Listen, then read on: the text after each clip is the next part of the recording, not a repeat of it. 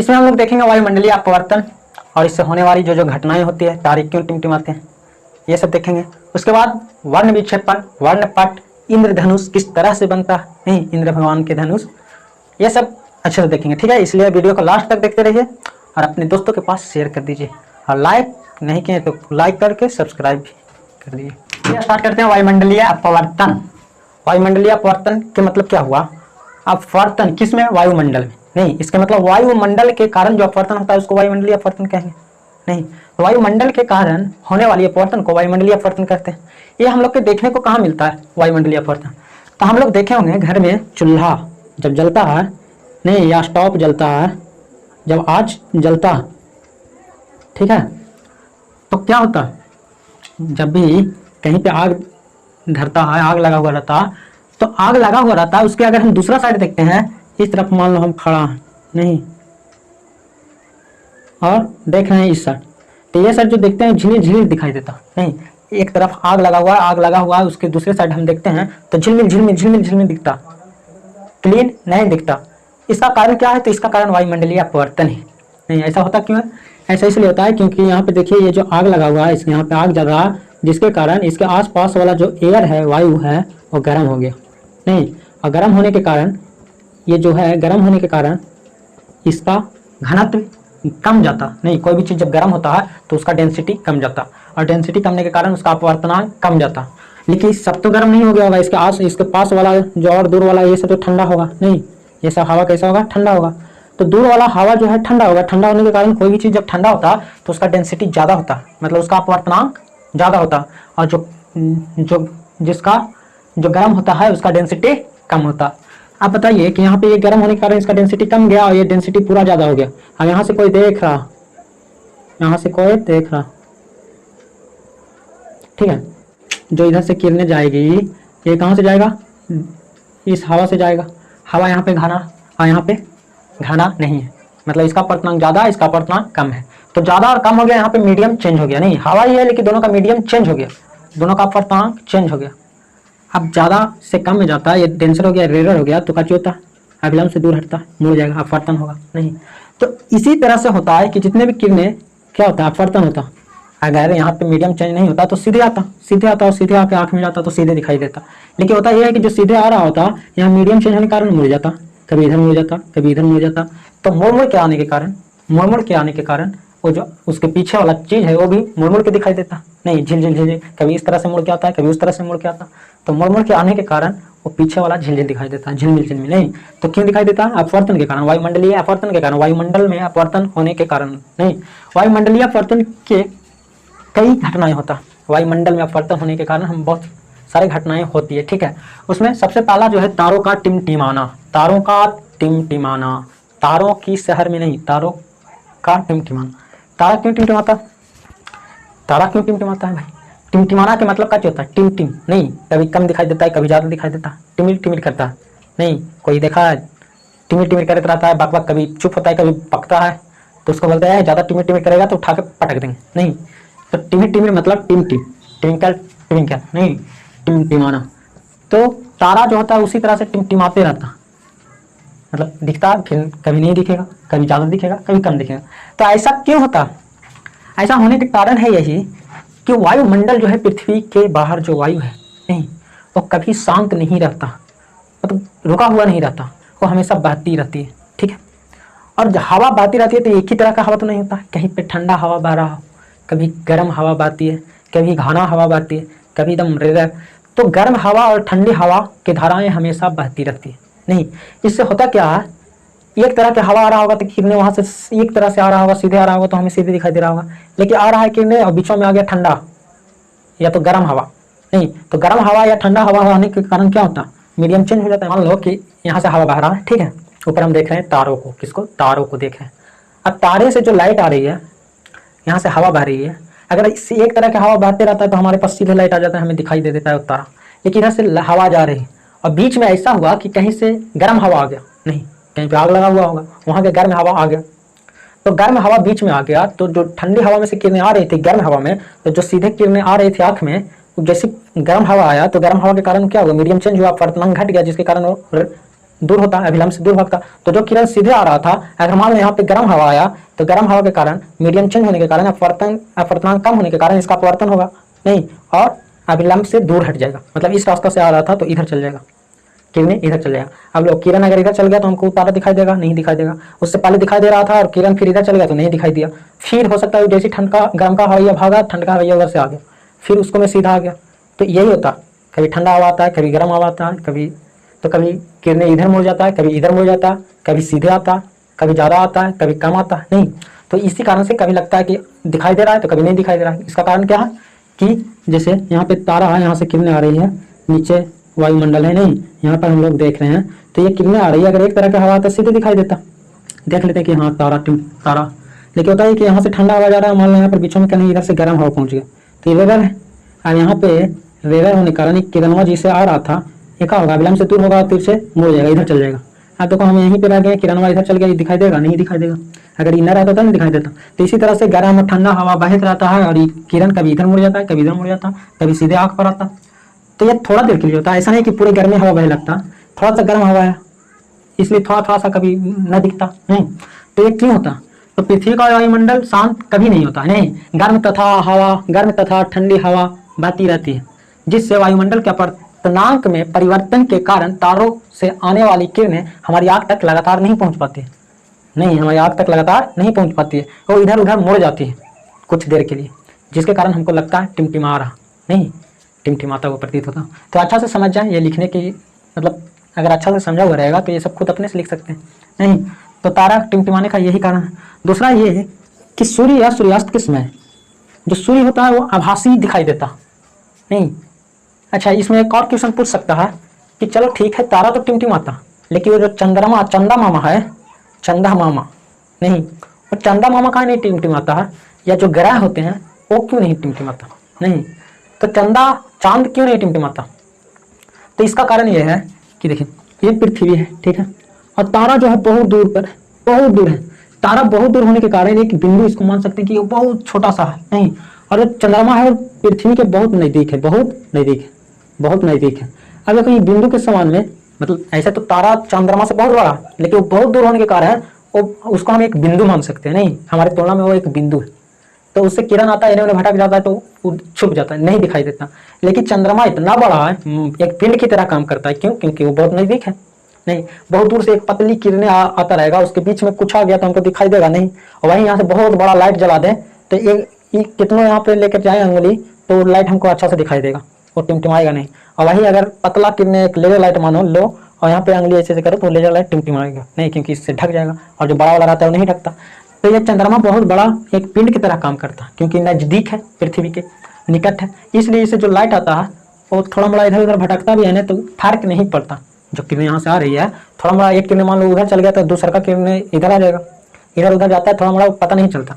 लेकिन बहुत दूर होने के कारण एक बिंदु के समान आता है, इसलिए इधर उधर होता है तो मुड़ जाता है, ठीक है। तो इसलिए चंद्रमा और ग्रह हमको टिमटिमाते हुए नजर नहीं आता, ठीक है। ये जो सूर्य और सूर्यास्त, नहीं, सूर्य तो ठीक है, ये पृथ्वी, ये क्या है, पृथ्वी है, ठीक है। यहाँ पे हम हैं खड़ा, हम अभी खड़ा हैं। अब यहाँ से ये सन है, ठीक है, सूरज देव। अब ये सूरज यहाँ है तब तो ठीक है, ये सामने दिखाई देता। होता यह है कि कभी जब सूरज सूर्यास्त होता है, सूर्य अस्त होता है तो चला जाता है पृथ्वी के नीचे। ये क्षैतिज है, नहीं, ये क्षैतिज रेखा, अगर इसके नीचे चला गया सूरज, इसके नीचे चला गया तो हमको दिखाई नहीं देना चाहिए क्योंकि नीचे चल गया, नहीं। और सूर्योदय होने के पहले सूर्य यहाँ पर रहता होगा, नहीं, तो भी हमें नहीं दिखाई देना चाहिए। लेकिन होता ये है, होता क्या होता यह है कि यहाँ पे वायुमंडल है, नहीं, क्या वायुमंडल, ये वायुमंडल पृथ्वी के आगे का वायुमंडल के परते। तो वायुमंडल के परते तो होता ही है कि यहाँ से जो किरणें आती है निकलती हैं, तो जो किरणें निकलती हैं वो किरणें जा रही, और ये है कि देखो पृथ्वी से जैसे जैसे हम ऊपर जाते हैं, मतलब वायुमंडल में जैसे जैसे दूर जाएंगे उसका घनत्व घटते जाता, पृथ्वी के जितना करीब रहते हैं उसका घनत्व उतना गाढ़ा होता, मतलब उसका अपवर्तनांक उतना ज़्यादा होता। तो जिसका अपवर्तनांक ज़्यादा होता है तो ज़्यादा मुड़ते जाता, नहीं, तो ऊपर का घनत्व कम है, नीचे का घनत्व बहुत ज़्यादा, तो बाहर से जो भी किरणें आता होगा हल्का मुड़ते जाएगा। यहाँ से जैसे किरण सूरज से निकला मुड़ते जाएगा और पहुँच जाएगा हमारे आँख तक। किरण को मोड़ दिया, अपवर्तन हो गया। क्यों अपवर्तन हुआ? क्योंकि ये जो वायु के लेयर है वो एक तरह से नहीं है, यहाँ पे गाढ़ा, यहाँ पे ज़्यादा गाढ़ा होगा, उससे फिर कम, फिर कम, फिर कम, फिर कम, फिर कम कम है। तो कम से ज़्यादा में आने के कारण ये हल्का हल्का मुड़ते मुड़ते मुड़ते मुड़ते ऐसा होता है कि हमारा आग तक पहुँच गया। नहीं, अब ये घूर घार के हमारा आग तक पहुँच गया। नहीं, तो हमको यहाँ तो नहीं दिखाई देगा, हमको कहाँ दिखाई देगा, हमको लगेगा कि कहीं यहाँ से आ रहा, इसको पीछे ले जाके मिलाओ, नहीं यहाँ से आ रहा, तो हमको आभासी दिखाई देता है। मतलब शाम में सूर्य पृथ्वी के नीचे चला जाता, पृथ्वी के क्षैतिज रेखा के नीचे चला जाता, लेकिन फिर भी हमको सामने दिखाई देता। रेड कलर के जब सूर्य दिखाई देता है सूर्योदय, सूर्यास्त या सूर्योदय के समय सामने, वो रियल में वहाँ पे नहीं होता। नहीं, जहाँ पे सूर्य शाम और सुबह में दिखाई देता है वो रियल में वहाँ पे नहीं होता, वो नीचे होता, लेकिन फिर भी हमको दिखाई दे देता। सूर्योदय होते समय भी वो नीचे रहता है, लेकिन यहाँ से जो किरण निकलते हैं वो मुड़ते मुड़ते मुड़ते आग तक पहुँचेगा, यानी कि हमारा आग यहाँ पहुँचेगा, हमको लगेगा कि यहाँ पे किरण है, कहाँ पे, यहाँ पे सूरज। ठीक है, तो वास्तविक में वो रहता है नीचे, लेकिन हमको दिखाई देता है यहाँ, तो ये आभासी। ठीक है, तो शाम और सुबह में जो सूर्य दिखाई देता है वो रियल में होता नहीं है, वो नीचे होता है, कुछ नीचे होता है, हमको दिखाई देता ऊपर। ठीक है, तो आई होप इतना क्लियर हो गया होगा। आगे चलते हैं वर्ण विक्षेपण। आपका चीज प्रकाश का वर्ण विक्षेपण, प्रकाश का वर्ण विक्षेपण किसको बोलते हैं? नहीं, तो प्रकाश का वर्ण विक्षेपण, जब प्रकाश को हम किसी प्रिज्म से गुजारते हैं, नहीं, तो देखा गया एक बहुत ही अद्भुत घटना घटती। नहीं, हुआ क्या कि देखो, सबसे पहले अभी हम किसी से पूछें कि प्रकाश का रंग कैसा, प्रकाश कैसा है, तो पहले जब ये सब प्रिज्म के बारे में नहीं पता था, तो उससे पहले, बहुत पहले सबको लगता था कि प्रकाश उजला, प्रकाश का कलर कैसा, उजला, सफेद, श्वेत, उजला। नहीं, लेकिन न्यूटन साहब ने एक काम किया, वो क्या किया, एक प्रिज्म लिया, प्रिज्म लेके कहा ठीक है उजला है तो ये प्रकाश भेजा, हम प्रकाश की एक पतली किरण, बहुत पतली किरण, नहीं, प्रकाश की बहुत पतली किरण को प्रिज्म पर आपतित किए। जब वो आपतित हुआ तो यहाँ तक तो उजला दिखाई दे रहा था प्रकाश, नहीं, बोला ठीक है प्रकाश उजला होता, लेकिन हुआ कुछ अलग। हुआ क्या, जैसी प्रकाश इससे बाहर निकलती है, प्रिज्म के अंदर अब क्या होता है तो भगवान जान, नहीं, प्रकाश के अंदर, प्रिज्म के अंदर पता ना क्या हुआ, और उसके बाद जब बाहर निकलती है, ठीक है, तो 7 रंग में बढ़ जाता है। कितने रंग में बढ़ जाता है? 7 रंग में बढ़ जाता, मतलब 7 रंग की कलर निकलता। वाह, कलरफुल 7 रंग की कलर निकलता। अब यहाँ से उजला कलर गया, प्रिज्म में रखा, प्रिज्म के अंदर पता ना क्या हुआ, क्या क्रिया हुआ, और जब बाहर निकलता है तो 7 रंग का निकलता। ठीक है, तो न्यूटन साहब देखा कि वाह ऐसे कैसे हो गया, इसका मतलब प्रकाश 7 रंग से बना। नहीं, ये 7 रंग आया किधर से? 7 रंग कौन कौन आता है पता है? सबसे पहले लाल, उसके बाद यहाँ पर देखें, जब किरणें प्रिज्म पर आपतित होती है तो जब अपवर्तन होता है, अपवर्तन के बाद निर्गत किरण, इसको कौन सा किरण बोलते हैं? निर्गत किरण, जब बाहर निकलती है तो 7 रंग में बढ़ जाता। नहीं, एक अद्भुत घटना घटता कि उजला था वो 7 रंग रंगीन कैसे हो गया, उजला रंगीन कैसे हो गया, कलरफुल कैसे हो गया अपने आप, मतलब इसमें कोई कलर किया क्या? तो नहीं, वैसा तो नहीं हो सकता। तो एक किरण यहाँ पर गया, लेकिन यहाँ पे 7 किरण निकलता है और 7 रंग का निकलता। तो न्यूटन साहब को लगा कि इस किरणें में 7 रंग होती है, प्रकाश में कितने रंग होती है? 7 रंग। ठीक है, तो जो घटना घटता है, 7 रंग कौन कौन होता है? सबसे पहले लाल, उसके बाद नारंगी, उसके बाद पीला, उसके बाद हरा, उसके बाद नीला, उसके बाद जामुनी, उसके बाद बैगनी।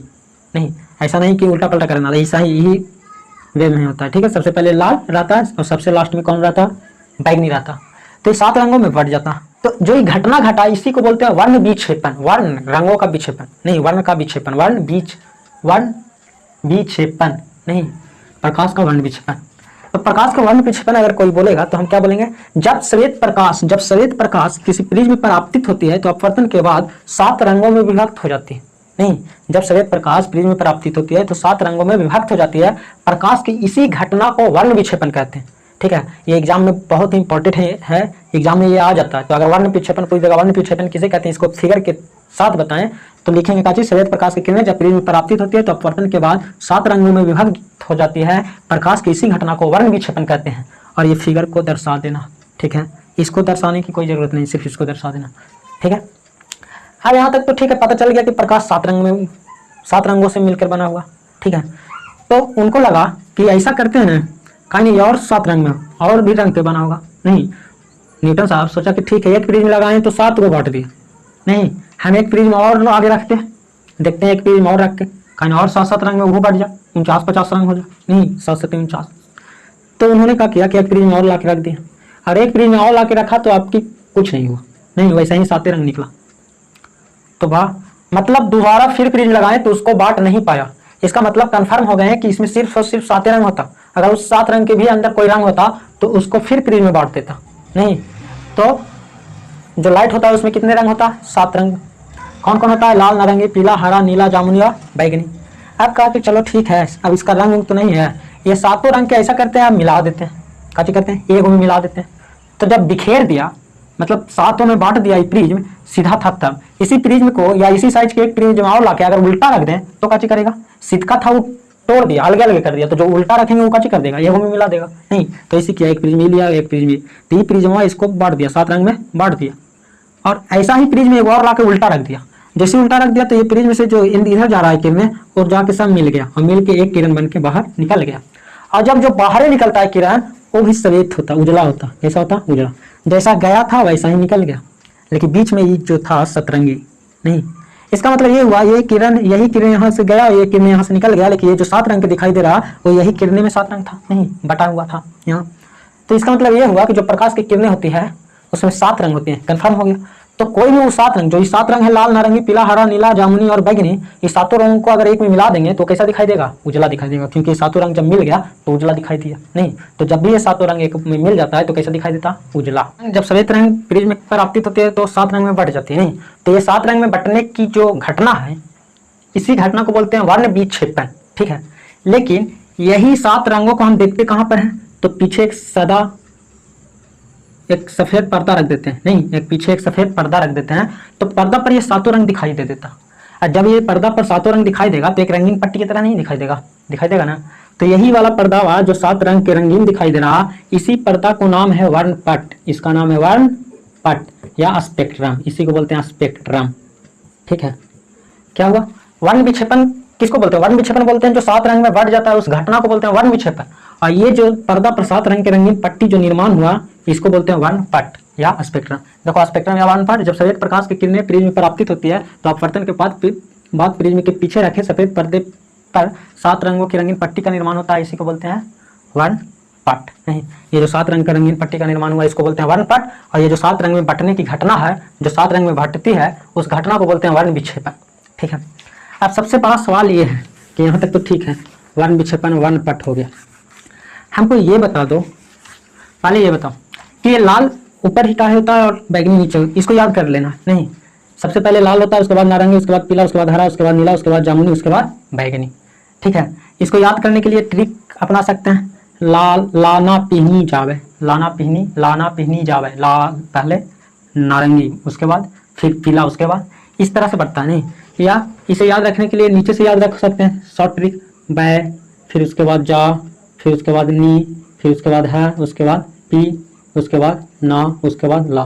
मतलब इसको मिला देंगे तो क्या हो जाएगा? बैजानी हप्पी नाला, बैजानी हप्पी नाला। याद रखना, बैजानी हप्पी नाला, ये ट्रिक है। इससे पता चल जाएगा बैजानी, बैगनी सबसे नीचे, उसके बाद जामुनी, उसके बाद नीला, उसके बाद हरा, उसके बाद पीला, उसके बाद नारंगी, सबसे ऊपरे लाल रहता नहीं, सबसे पहले ऊपरे लाल रहता। तो सबसे पहले हमको ये बता दो, यहाँ तक तो ठीक है, ये बांट दिया, बट गया। हमको अभी तक ये समझ में नहीं आया है कि ये जो प्रिज्मवा है, इसको में ऐसा क्या गुण है, इसके अंदर कौन है जो इसको 7 रंग में बांट दिया? मतलब कुछ तो हुआ होगा ना इसके अंदर जिसके कारण ये 7 रंग में बट गया। ऐसे नहीं बट जाता है 7 रंग में, आखिर क्यों बटा? तो ये किरण को 7 रंग में प्रिज्म नहीं बटा, रियली में इसका ये अपने आप बट गया नहीं, ये अपने आप बट गया, जिसके बाद जितना औकात था वो हिसाब से अपना मुड़ा और बट गया। जैसे देखिए, जैसे मान लो 7 को बाइक वाला नहीं, 7 को बाइक वाला जा रहा है एक रास्ता से, कुछ भी गलत काम करके भाग रहा है, 7 एकदम साथ में जा रहा, बहुत अच्छा नहीं, साथ में जा रहा है बाइक चलाते हुए एकदम सेम स्पीड से, साथ में एकदम रंगधारी में नहीं। और पीछे से आ गया एक जीप पुलिस वाला नहीं, एक जीप आ गया पुलिस के। तो जैसे पुलिस के जीप आवेगा, अभी 7 गलत काम किया, अब 7 का चाहेगा स्पीड करना शुरू कर देगा नहीं। अब स्पीड करेगा तो बताइए अब क्या होगा? होगा यही कि जो सबसे तेज भागेगा वो सबसे आगे चल जाएगा, उसके बाद जो इससे कम रहेगा वो जरा सा पीछे रह जाएगा, उसके बाद जो इससे कम रहेगा वो जरा सा पीछे रह जाएगा, उसके बाद जो इस सबसे कम रहेगा वो पीछे रह जाएगा, फिर इससे जो कम रहेगा वो पीछे, फिर ये पीछे, वैसे वैसे जो सबसे कम रहेगा वो सबसे पीछे हो जाएगा नहीं। सबसे पहले एक था नहीं, इधर से कोई देखता तो कैसे बोलते कि एक लाइन में एक लाइन था, लेकिन यहाँ पर से कोई देखेगा तो बोलेगा 7 गो हो गया नहीं, 7 लाइन हो गया। तो सातों में बट गया नहीं, पहले एक लाइन में सब जा रहा था, अब 7 लाइन में हो गया। लेकिन सबसे आगे कौन गया? जो सबसे स्पीड में चल रहा था। और सब पिछुआ कौन गया? जो सबसे धीरे धीरे जा रहा था। जिसकी जितना औकात है वो हिसाब से आगे बढ़ा, और इसी कारण से इस सब 7 भाग में बट गया नहीं। तो उसी तरह से यहाँ पे होता है लाइट में। लाइट का जितना ज़्यादा स्पीड होता है, मतलब कहने का मतलब है कि जिस लाइट में जिस कलर का धैर्य सबसे ज़्यादा होता है, उसका चाल भी सबसे ज़्यादा होता है। जिसका तरंग धैर्य ज़्यादा होता है उसका चाल सबसे ज़्यादा होता है। भी बराबर एन लेमडा पढ़ा होगा ना, लेमडा होता है तरंग धैर्य, भी होता है चाल, तो लेमडा बढ़ेगा तो चाल बढ़ेगा। तो इसमें जिसका तरंग धैर्य ज़्यादा होता है उसका चाल ज़्यादा होता है। और जो ज़्यादा स्पीड चलता है, तो हम अपवर्तनांक पढ़े थे एन बराबर सी बटा भी, कि जिसका चाल जितना ज़्यादा होता है उसका अपवर्तनांक उतना ही कम होता है, क्योंकि भी नीचे एन ऊपर है, तो भी अगर बढ़ेगा तो एन का होगा कमेगा। इसका मतलब जिसका चाल सबसे ज़्यादा होता है उसका अपवर्तनांक सबसे कम होता है। और हम क्या चीज देखे थे कि अपवर्तनांक जिसका ज्यादा होता वो लाइट को उतना ही मोड़ता, वो लाइट को उतना ही मोड़ता, और जिसका अपवर्तनांक जितना कम होता है वो लाइट को उतना मोड़ता। हम माध्यम बताए थे ना कि जिस माध्यम का अपवर्तनांक जितना ज्यादा होता है उसमें लाइट जो है अभिलंब की ओर उतना ज्यादा मुड़ता है, और जिसका जितना कम होता है वो अभिलंब से उतना ही कम मुड़ता है। नहीं, मोड़ने की क्षमता को ही तो अपवर्तनांक बोलते थे। तो यहाँ पर यह हुआ कि इसमें सबसे ज्यादा जो तरंग धैर्य होता है वो लाल रंग का होता है। सबसे ज्यादा तरंग धैर्य होता है लाल रंग का, और सबसे कम होता है बैगनी रंग का। उसके बाद इस लाइन में होता है सबसे ज्यादा होता है लाल का, उसके बाद नारंगी का होता है, उसके बाद पीला का होता है, उसके बाद हरा का होता है, उसके बाद नीला का, उसके बाद जामुनी का, उसके बाद बैगनी का। तो सबसे ज्यादा होता है लाल का तरंग धैर्य। सबसे ज्यादा लाल का तरंग धैर्य होने के कारण इसका स्पीड भी सबसे ज्यादा होता है। कोई बोलेगा कौन सा कलर का सबसे ज्यादा तरंग धैर्य होता है? तो लाल रंग का सबसे ज्यादा होता है, बैगनी का सबसे कम होता है। बोलेगा चाल कौन सा रंग के सबसे ज्यादा होता है? तो लाल रंग के सबसे ज्यादा होता है और बैगनी का सबसे कम होता है। नहीं, उसके बाद लाल के बाद नारंगी का होता है, उसके बाद पीला का होता है, उसके बाद हरा। इसी लाइन में याद भी रखना, ठीक है। तो लाल रंग का स्पीड सबसे ज्यादा होने के कारण, तरंग धैर्य सबसे ज्यादा होने के कारण इसका अपवर्तनांक सबसे कम जाता है, अपवर्तनांक सबसे कम जाता है। बोलेगा किस रंग के लिए अपवर्तनांक सबसे ज्यादा होगा? तो लाल रंग के लिए सबसे कम होगा और बैगनी के लिए सबसे ज्यादा होगा, क्योंकि बैगनी का स्पीड कम है, और बैगनी का स्पीड कम है इसलिए इसका अपवर्तनांक सबसे ज्यादा होगा। बैगनी रंग का जो चाल है सबसे कम है, इसका मतलब इसके लिए इसका अपवर्तनांक सबसे ज्यादा होगा। तो लाल रंग का अपवर्तनांक सबसे कम होने के लिए कारण ये कम मुड़ता नहीं। मान लो यहाँ से किरण अंदर घुसा, अब जब बाहर निकलने के बारी आया तो जिसका अपवर्तनांक ज्यादा था वो ज्यादा मुड़ गया, और जिसका अपवर्तनांक कम था वो कम मुड़ा नहीं। जिसके कारण क्या हुआ कि ई बैगनिया जो था, बैगनी वाला, वो बहुत ज्यादा मुड़ गया, और जो ललका था वो कम मुड़ा, क्योंकि लालका का तरंग धैर्य ज्यादा। तो लाल रंग के तरंग धैर्य ज्यादा होने के कारण एक कम में मुड़ता है, जो ऊपर ही रह जाता, उसके बाद ही थोड़ा सा ज्यादा मुड़ता, उसके बाद ही थोड़ा सा ज्यादा मुड़ता, उसके बाद ही थोड़ा और मुड़ता, ये और मुड़ता, ये और मुड़ता। सबसे ज्यादा कौन मुड़ता? बैगनी। क्यों? क्योंकि बैगनी का तरंग धैर्य सबसे कम होता और लाल का तरंग धैर्य सबसे ज्यादा होता। तो इसी कारण ये बंटवारा बट जाता नहीं। जिसके मुड़ने की क्षमता जितना ज्यादा था वो ज्यादा मुड़ गया, जिसका कम था वो कम में मुड़ा, इसलिए सब अलग अलग हो गया। क्योंकि किरने में तो 7 रंग था, अब 7 रंग का चाल अलग अलग होता है। एक मीडियम के लिए 7 रंग का चाल अलग अलग है।